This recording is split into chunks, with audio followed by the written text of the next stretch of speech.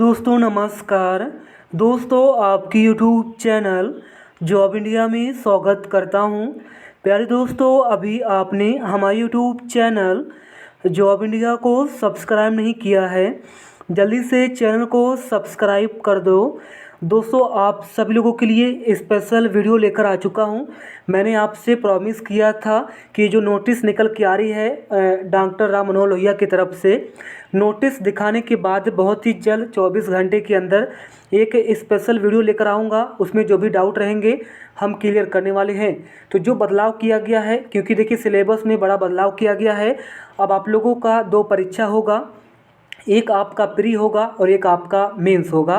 तो इसके लिए सिलेबस क्या है इसकी भी जानकारी यहाँ पे देने वाली हैं। इसके साथ ही साथ अगर हम बात करते हैं तो कौन कौन सा पोजीशन है जिसके लिए 2 परीक्षा होगा, इसकी भी जानकारी यहाँ पे देने वाले हैं। दोस्तों आप लोग चैनल को सब्सक्राइब कर दो पल पल की अपडेट के लिए।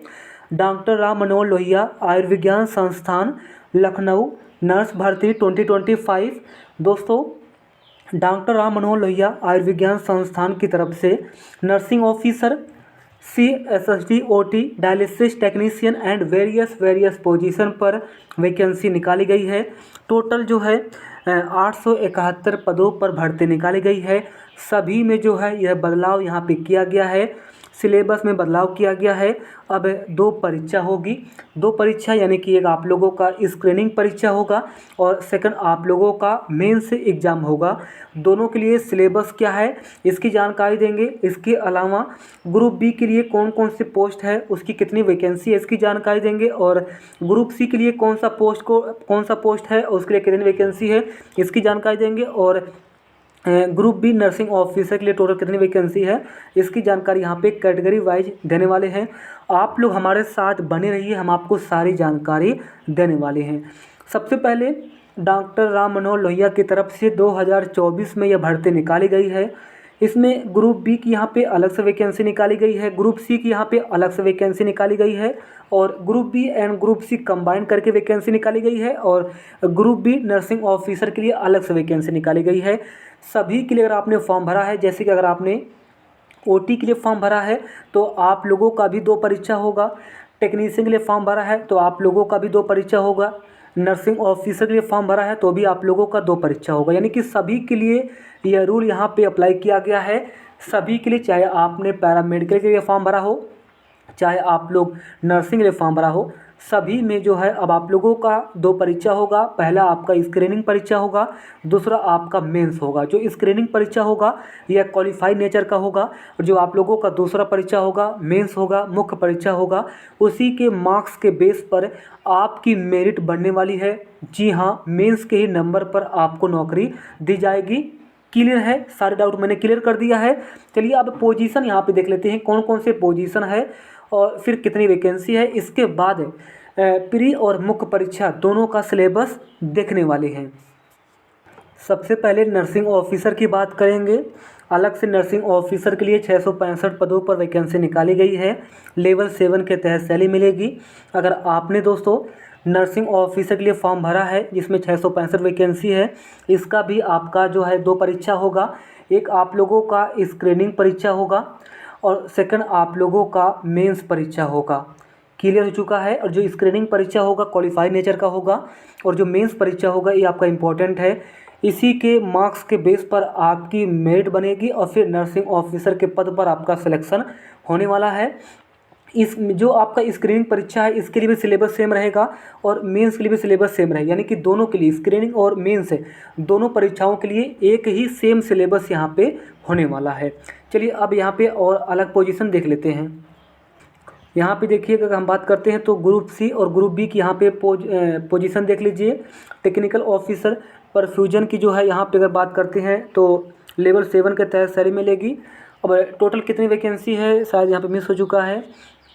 और डाइटिशियन की यहाँ पे वैकेंसी है, ऑप्थॉल्मिक टेक्नीशियन ग्रेड 1 है और टेक्निकल असिस्टेंट ENT की है वैकेंसी, टेक्नीशियन रेडियोलॉजी की वैकेंसी है, टेक्नीशियन रेडियोथेरेपी की वैकेंसी है, और जूनियर ओटी की वैकेंसी है, और जूनियर फिजियोथेरेपिस्ट की यहाँ पे वैकेंसी, और टेक्निकल ऑफिसर बायोमेडिकल की वैकेंसी है, और प्यारे दोस्तों मेडिकल लैब टेक्नोलॉजिस्ट की यहाँ पे वैकेंसी है। इन सभी के लिए जो है ये रूल यहाँ पे अप्लाई किया गया है। इन सभी का जो है स्क्रीनिंग परीक्षा होगा और मेंस परीक्षा होगा।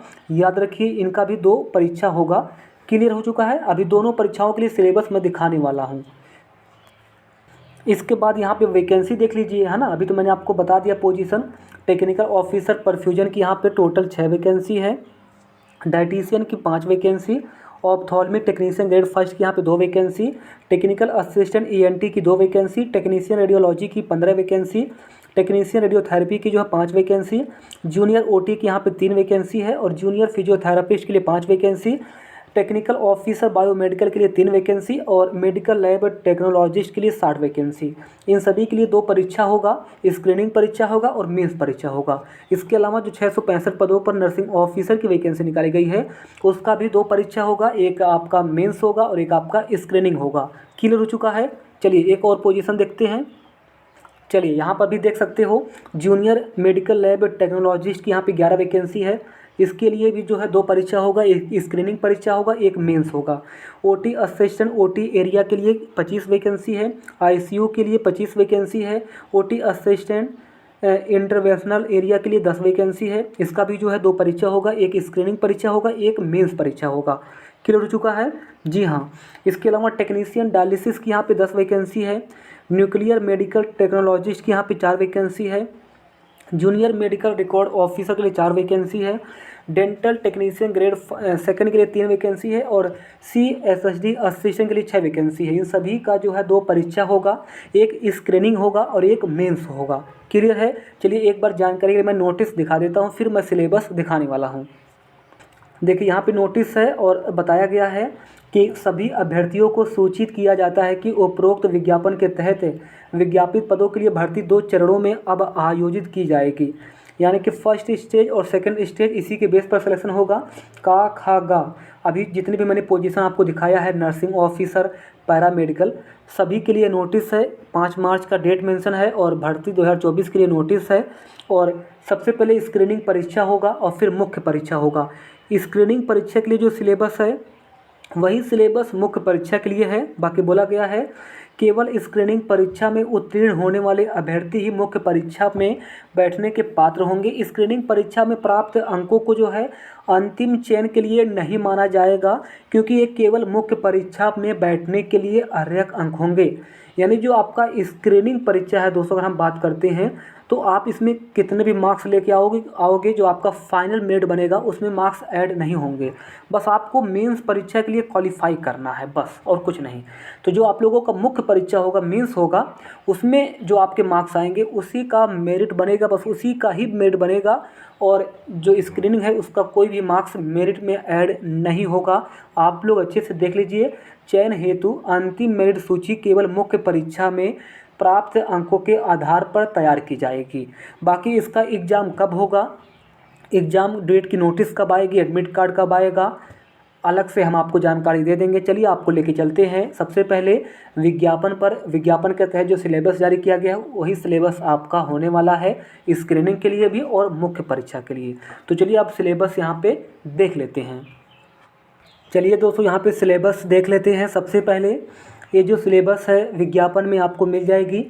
विज्ञापन में यही सिलेबस जारी किया गया है, यही सिलेबस स्क्रीनिंग के लिए भी रहेगा और यही सिलेबस मेंस के लिए भी रहेगा।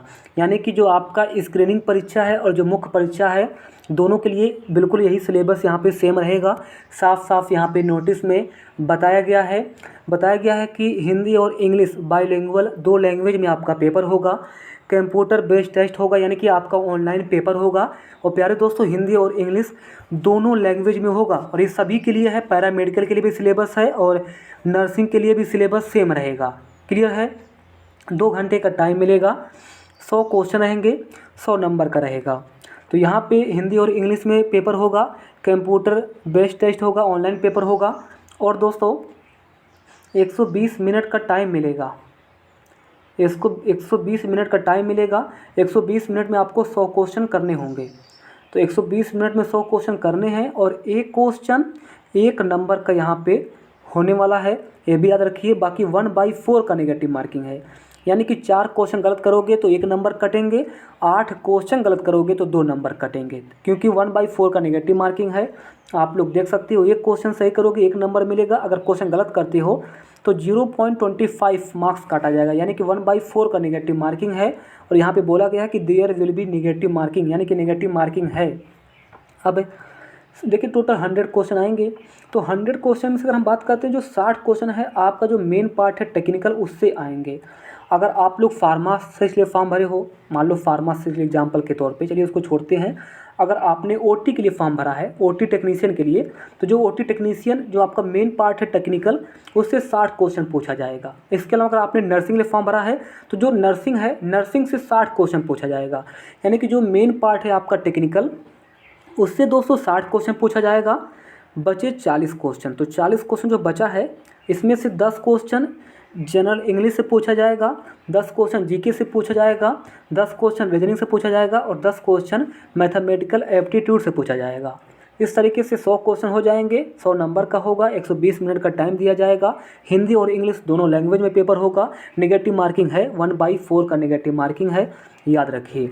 बाकी मिनिमम क्वालिफाइंग मार्क्स यहाँ पे देख लीजिए, जो 100 नंबर का पेपर होगा उसमें यूआर कैटेगरी के लिए, ईडब्ल्यूएस के लिए कम से कम 50 नंबर लाना है। इससे कम मार्क्स लेके आओगे तो आप जो है मेंस के लिए बैठ नहीं पाओगे, ना ही मेंस के लिए शॉर्टलिस्ट किए जाओगे, आप जो है डिस्क्वालीफाई हो जाओगे जस्ट। और अगर आपकी कैटेगरी है SC ST है, OBC है, PWBD है, तो आपको कम से कम 40 नंबर लाना है।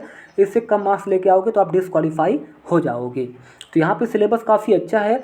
60 क्वेश्चन आपका जो मेन पार्ट है टेक्निकल, उससे पूछे जाएंगे। बाकी जनरल इंग्लिश, जीके, रीजनिंग और मैथ, इससे 40 क्वेश्चन आएंगे। तो जो आपका मेन पार्ट है उससे भी 60 क्वेश्चन आ रहे हैं, और जो आपका टेक्निकल नहीं पार्ट यानी कि नॉन टेक्निकल है, तो नॉन टेक्निकल से भी 40 क्वेश्चन आएंगे। तो non technical GK, math, reasoning, English, इसको भी अच्छे से आप लोग पढ़िए, क्योंकि इससे खड़े खड़े आपको 40 नंबर मिलेंगे। क्लियर है? तो बाकी 2 परीक्षा होगा, एक आपका स्क्रीनिंग परीक्षा होगा, मुख्य परीक्षा होगा। दोनों के लिए सिलेबस यहाँ पे सेम रहेगा। यही सिलेबस स्क्रीनिंग परीक्षा के लिए है और यही सिलेबस मेंस के लिए भी है। क्लियर हो चुका है? जी हाँ। इसके अलावा कौन कौन सा पोस्ट है मैंने दिखा दिया, कितनी वैकेंसी है मैंने दिखा दिया है, सिलेबस भी दिखा दिया है, क्वालिफाइड मार्क्स यहाँ पे दिखा दिया है, नेगेटिव मार्किंग के बारे में भी जानकारी दे दी है। धन्यवाद।